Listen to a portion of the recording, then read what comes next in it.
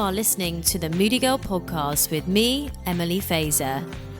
Throughout this series, we're going to be opening the minds of experts and delving into the world of alternative healing methods.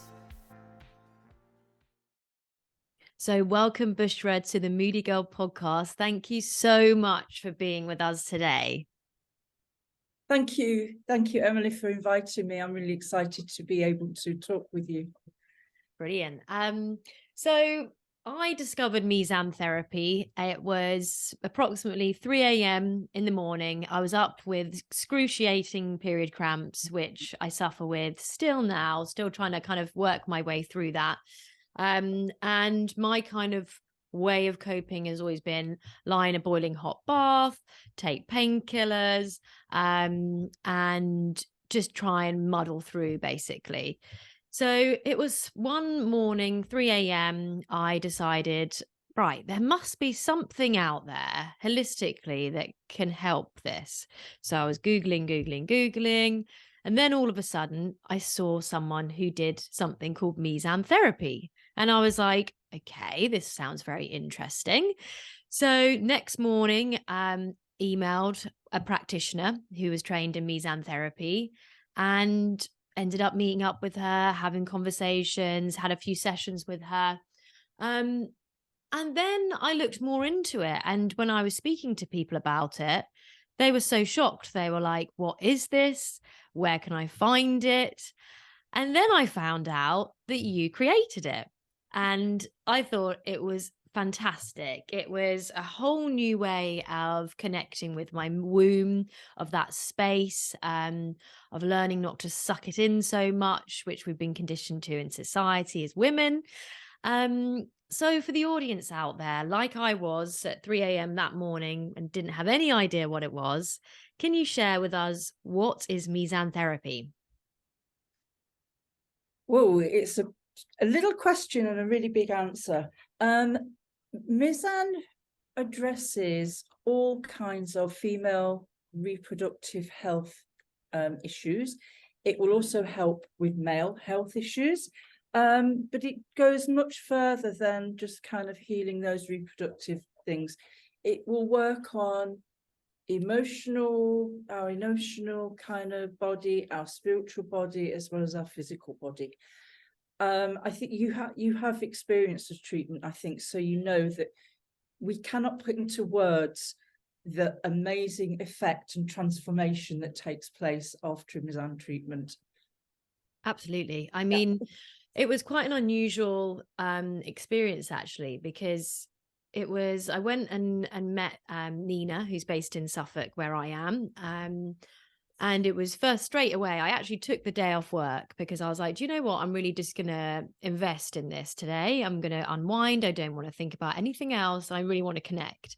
And I went into her studio and instantly it was very relaxing. We spoke through, all of the feelings that I'd been going through. And then we kind of started the process, and it was quite an unusual sensation of, massaging the abdomen, which I've never had before, ever.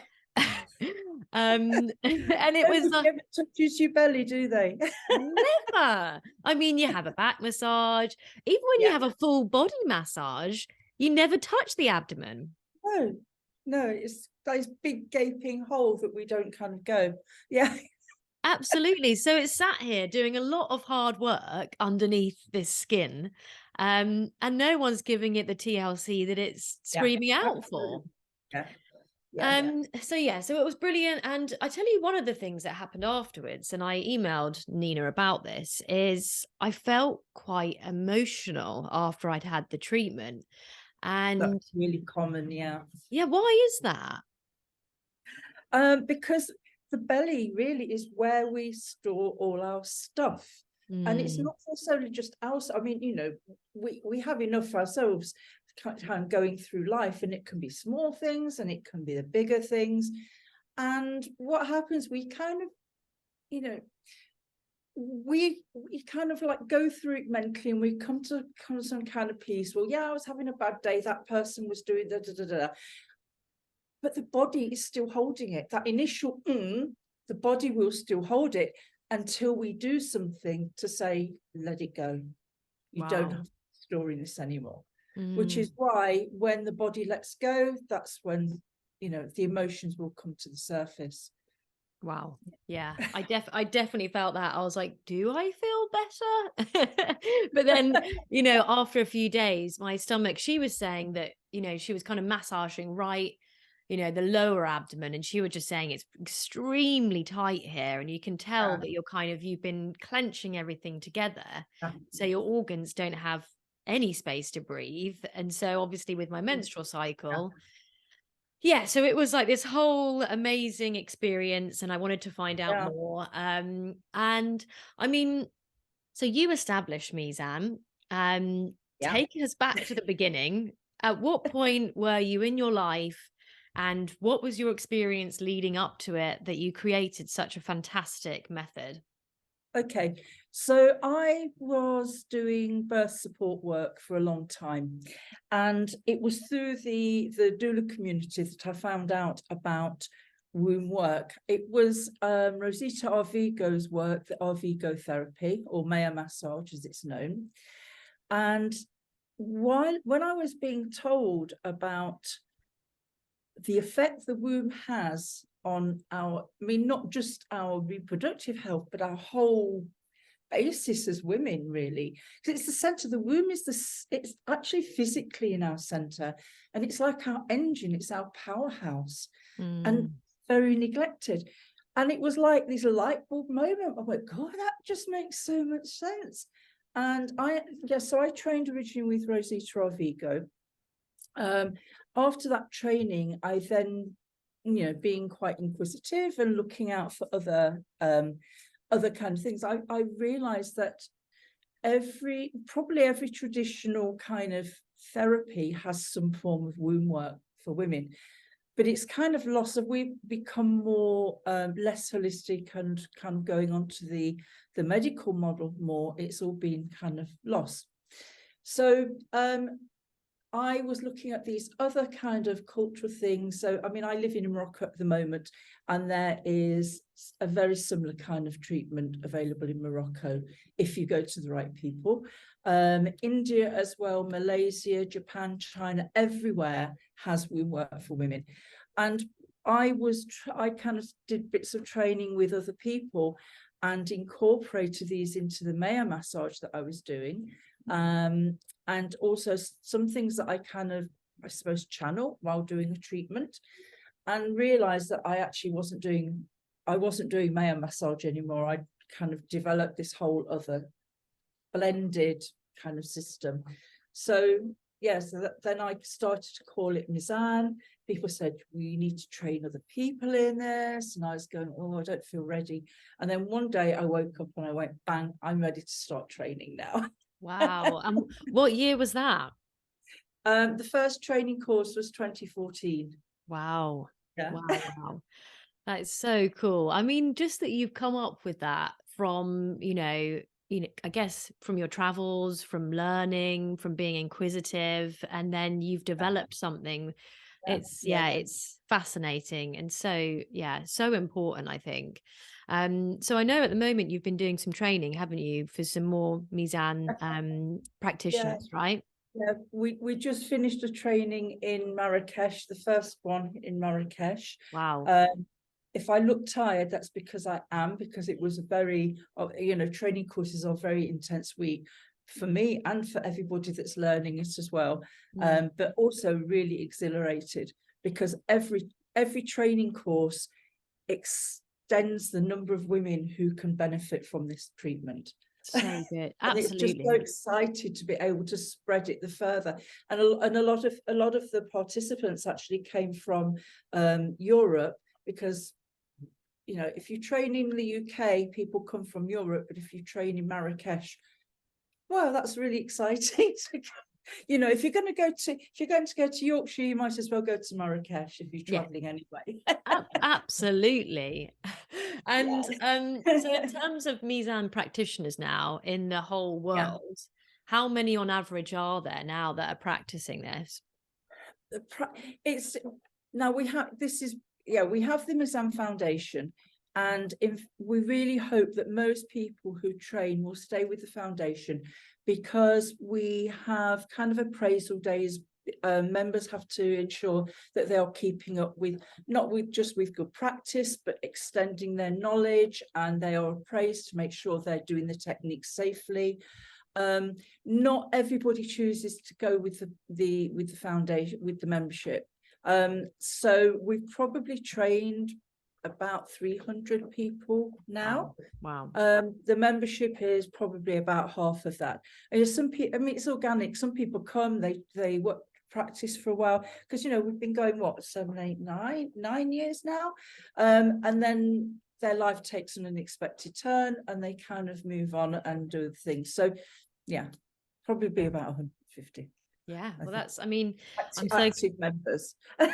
I'm so glad that we're talking about it today, though, Yeah. because I mean, I've had different kind of myself, I've had interviews, and after having my Mizan treatment, in the lead up to my period now, I'll do castor oil packing, which I had no idea what that was before, and for the audience out there, you might not either. So Bushra, could you explain what a castor oil pack is for us? Okay, so castor oil packs are incredibly healing, and a lot of the natural holistic treatments are never researched or proven to work because there's no financial incentive to. Castor oil has been tested and shown to increase T lymphocyte production in the body. It brings heat. Castor oil itself is very warming. It has its energy is warm. And we also use increase that by using a heat pad or hot water bottle as well, just to increase that heat. Now, the heat is going to bring fresh blood into the area. Fresh blood is going to bring your oxygen and nutrients, which will increase the healing. So the basic castor oil pack is a wool flannel or a cotton flannel for those who are allergic to wool, or vegans who are not going to be using animal products. You soak the cloth in castor oil and put it on bare skin. Generally, because we're talking about womb healing, we're going to be putting it over the womb area, and then put a waterproof cover, not plastic or and this is the thing, when I was taught to do castor oil packs, I was told to use cling film. But the thing is with cling film, it's full of, it's probably the worst of the plastics for xenoestrogens, and the things that make those xenoestrogens leach out are oil and heat. So if you're doing it in the middle of a castor oil pack, you're minimizing the healing. So you need a waterproof cover that is not plastic based. So you've got on your skin, then the castor oil soaked cloth, then your waterproof cover, and then your hot water bottle or heat pad, and wrap it all up in an old towel. Lie on a nice cozy place for about an hour, at least an hour really, and enjoy it. That towel is going to protect your bedding or settee from any kind of drips that you might get of castor oil. Okay, well that's you actually taught me something there, because I've been doing it with the wool flannel and just the hot water bottle. So my pajamas have been like stained and bedding, and I've been like, I don't know why it's such an easy thing to do. But yeah, so audience, if you're going to use a castor oil pack, listen to Bushra, have an old towel and have some sort of waterproof cover that isn't plastic. It never comes out of cloth, does it? No, it really doesn't. And then also I thought about washing it I started to put it in the wash machine. And then I realized that's a really stupid idea, because it's going to get it all over my clothes. So I very quickly stopped that and hand washed. So it's a learning process. Absolutely. Yeah. I did find with the castor oil packs, because so I had a conversation about this when I had my first treatment, and so I'm undiagnosed. I don't know if I have endometriosis. I don't really know exactly what's going on in there at the moment. I'm still trying to figure that out. I know that I suffer with a lot of inflammation because I have psoriasis, and generally I just think that's what's going on in my body. And she kind of went into endometriosis in quite an interesting way. And this is going to bring me quite nicely onto the next series of questions about endometriosis, PCOS, PMDD, all of these reproductive and premenstrual health conditions. Yeah. And what she kind of explained it was, she was talking about a misalignment in the pelvis, and how if there's some form of misalignment in the pelvis, then when you're trying to, your womb is trying to shed its inner lining, Yeah. it gets stuck at the back, essentially. Is that correct? Have I said that right? So yeah, the womb is held in the pelvis by sets of muscles and ligaments, some of which attach to the pelvis. So when the pelvis is out of alignment, the womb tends to go with it. Now, the most common misalignment is when the womb becomes retroverted. So instead of leaning forwards over the bladder, it starts to lean backwards. And when it leans backwards, it's this. If you know the shape of the womb, it gets a nice little bowl, and what the menstrual fluids then kind of start to collect in that bowl of the womb, and it's much harder then for the womb to kind of get them to leave the body, because the womb is not in alignment with the vagina and it's leaning backwards. Wow. So they start to pull, and sometimes it's easier for the body to kind of remove them through the fallopian tubes into the bowl of the uterus, bowl of the pelvis, and being kind of like hormonal matter. It's extremely painful every cycle. Endometriosis can kind of migrate around the body. They've even found it in people's eyes, endometrial matter. Wow, that is insane. No, yeah, absolutely. Wow. So endometriosis, if I'm correct, starts from misalignment in the pelvis. Would you say it is a contributing factor? One of the things that I've observed, and which tends to be backed up by other therapists who are working on trauma and abuse, is that many women who have suffered some form of trauma in their life as a child go on to get to kind of have endometriosis. Wow, that's so interesting. So interesting. Yeah. Okay. Wow, that's just blown my mind a little bit. So when you've worked with patients who have something like endometriosis, have you seen an improvement in their symptoms? Oh, yes. Really? Yeah. Wow. It's not, with Mizan, I like to think of Mizan as being magic, but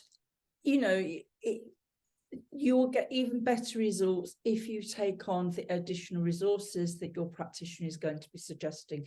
So such as the castor oil packs, pelvic steaming, maybe womb wrapping, dietary and lifestyle changes, and the whole package is even more effective than Mizan on its own. But I know, when I first started, all I did was womb massage.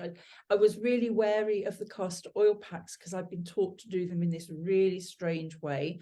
And I tried it once, and I thought, nobody's ever going to do this. I'll tell you about it, because it was put your castor oil in a pan and warm it up, and then get your wool flannel and dip it in there.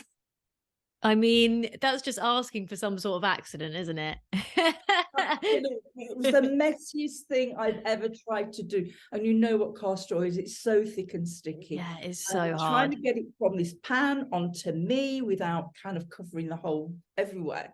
Yeah. And I think that's the key, isn't it? I think it's like, people need to be able to fit this into their everyday life. Exactly. You've got to make it achievable for people to do. Absolutely. So and I think it is from what I've learned from Mizan. I think it is very achievable, Yeah, and it's almost like a self-care night that I'll do once a week, absolutely. Very good. Yeah, which is amazing. yeah. And just a note as well on the castor oil packs, who shouldn't do those? Okay, so you shouldn't do them if there is any chance of pregnancy. Okay. So if you are working on fertility enhancement and you're not using contraception, there is always, no matter what your history, there is always a chance of pregnancy post-ovulation.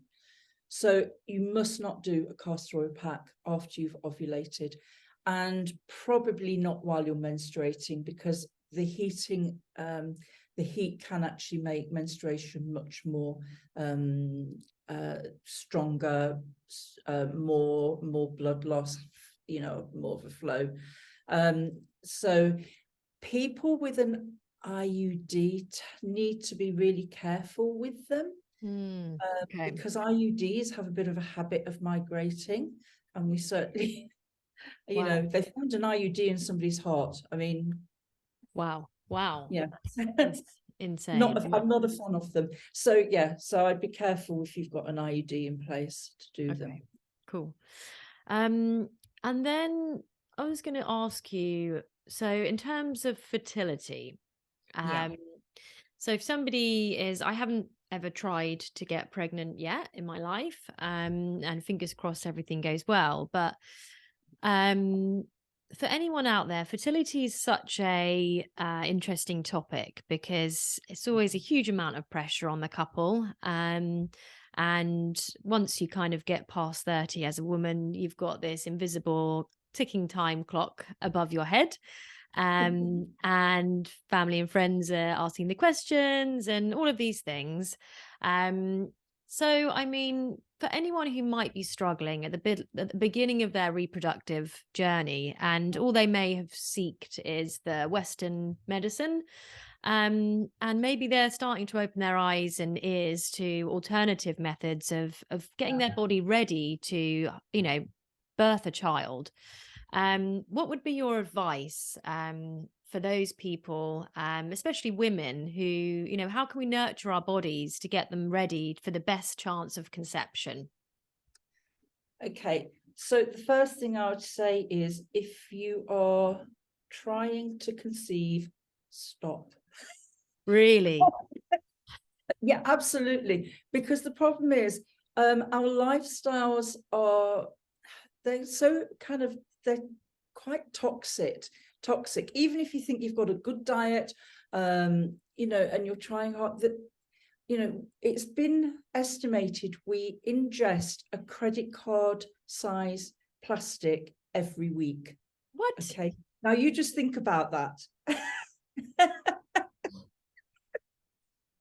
We need to have a bit of a cleanse before we actually try. And I also think, just on a kind of a spiritual level, we're calling a new life into the world. Don't do it haphazardly. Do it with mindfulness. And that means preparing your body, your mind, everything for this new life. And when I say stop trying to conceive for 3 months, it takes 3 months for an egg to reach fruition, just a little bit longer than that for sperm as well. So if you can spend 3 months really working on your diet, your lifestyle, preparing your body, your mind, doing something, Mizan Therapy or any womb-based therapy, anything, to really make sure that when you start actually trying to conceive again, your eggs are the best they're going to be. Your womb is as healthy as it's going to be. The sperm is, and the man has to play his part as well. 50% of the genetic material is coming from him. But, even for those women that have been tested and they're going, oh, it's because of this or that, and they're pointing the finger at the women, 50% of that genetic material is coming from the men. And it's not fair. And I have worked with clients, and these poor women, they're eating really nice food and clean food and doing this, and they're still having to cook whatever rubbish for their husbands, because absolutely. men, you have got to play your part. Step up, seriously. Yeah, it's a two-way situation to the women. But also, there has been research that shows that when women are conceiving and having kind of recurrent miscarriages, that is not the fault of the women's health, that is the sperm. The problem is with the sperm. So if the men are not doing their bit, this is not going to get the results that people are looking for. Wow, I didn't know that. That's all. I mean, you're teaching me so much today, Bushra. Thank you so much. Honestly. Actually, these are the things that people don't know, and it's important that this is kind of coming out. Yeah, people need to know it. So yeah, thank absolutely. you for giving me the opportunity for sharing. No, honestly. So listeners out there, if you're in a relationship and you're thinking about it, it's not just on you. If you're a woman, it's on your husband as well. It's a two-way street. So that's a really I think important piece of information there. And other conditions. So I have been diagnosed with something called PMDD, so premenstrual dysphoric disorder, which is more psychological. So I'll get very down, very depressed, very low moods before my period. Sometimes my words will stutter.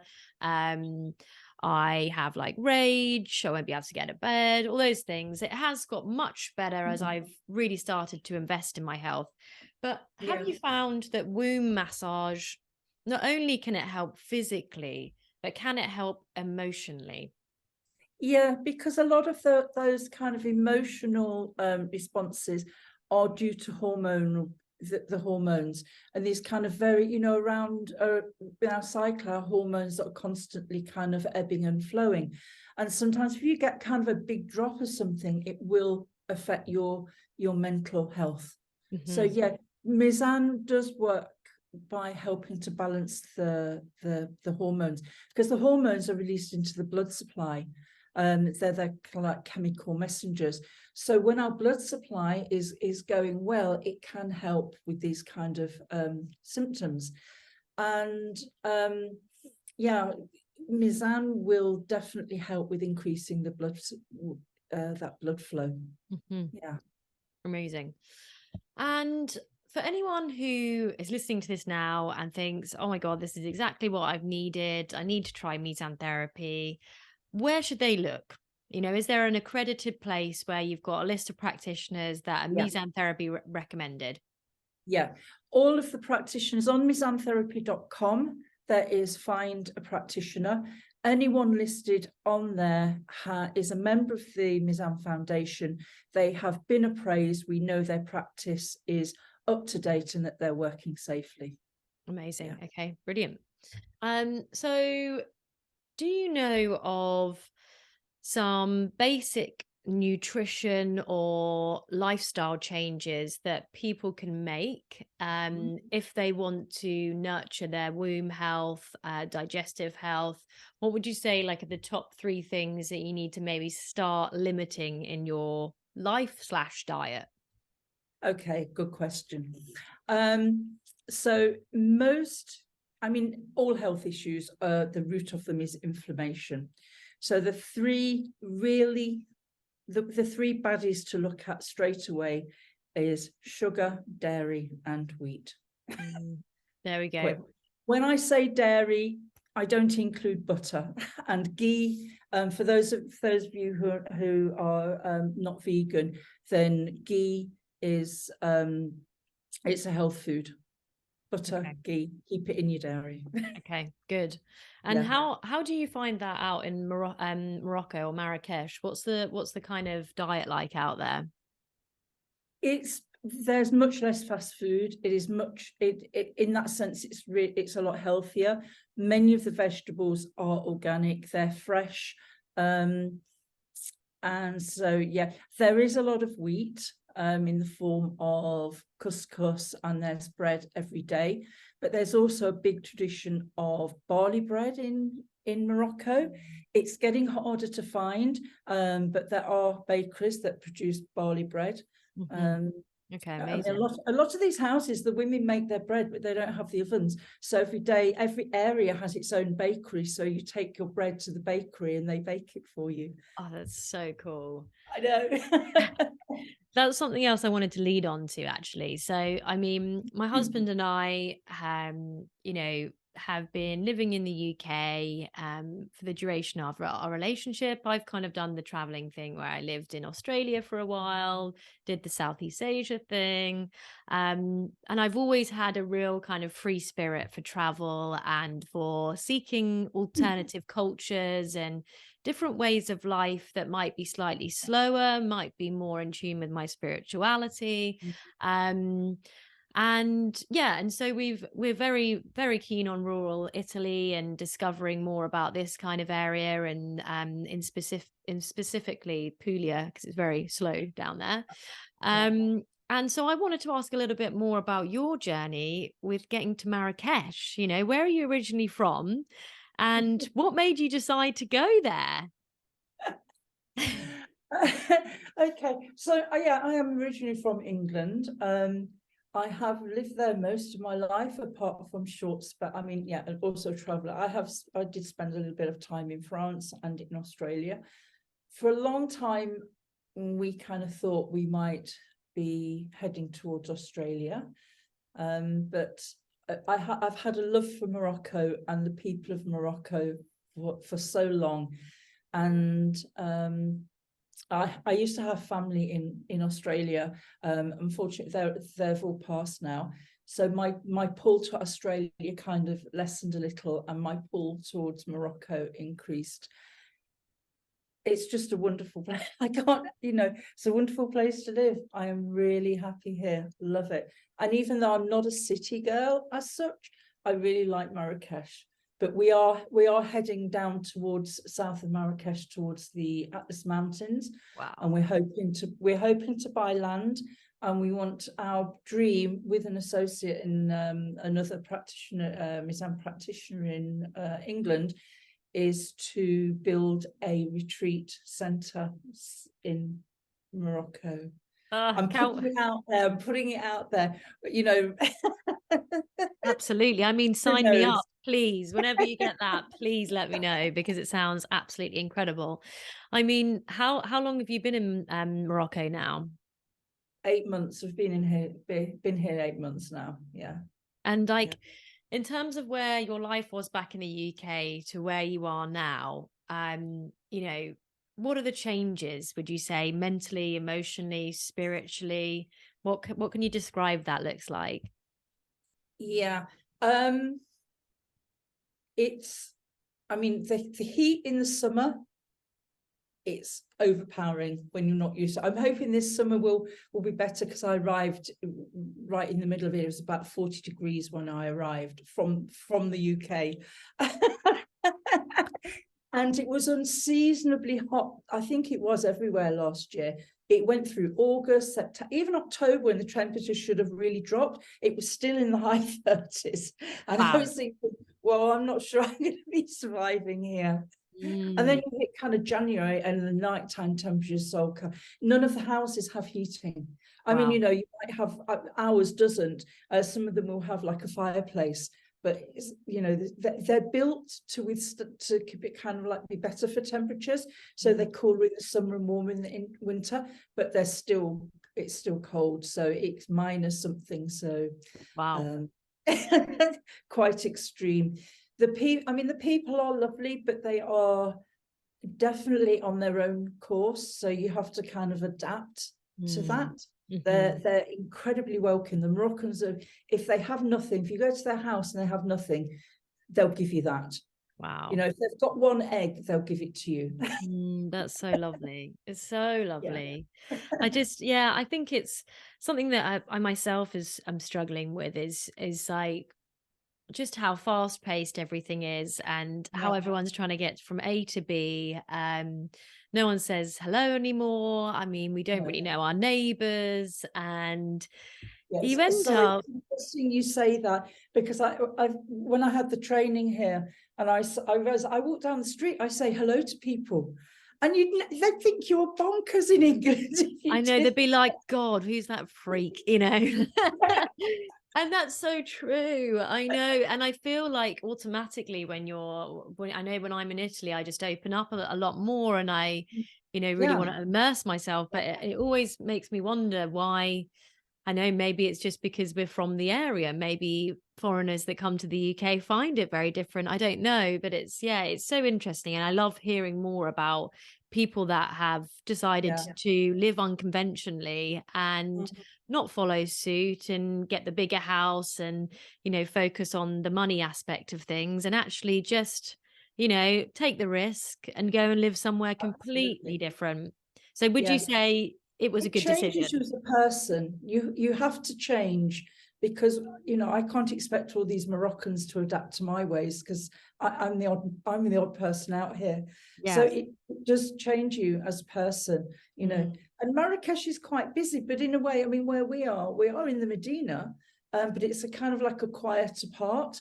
And mm. I was really laughing the other day. I was sitting in a cafe having my coffee, my kind of regular thing, and just watching people and the taxis coming down the street. 3 taxis did a U-turn in pretty much the same place, stopped all the traffic each way, and nobody got mad about it. They'll just go, okay, well, they're doing that, we'll just wait. Yeah, exactly. I mean, if that was in the UK, geez, Louise. I Um, know. so for anyone listening who is maybe feeling a little bit like you were before you went to Morocco, I currently am. Um, what would be your advice if they were saying, do I risk it or not? I think you regret the things that you don't do much more than the things that you do. Yes, I agree. I agree, absolutely. It's been so lovely to chat with you today. And I mean, honestly, I just think it's so fantastic that you've created something so unique. And now that you're sharing and you're training people that are gonna, send this wide and hopefully help a lot of issues for people around the world. So thank you so much. As a leaving note, Bushra, Okay.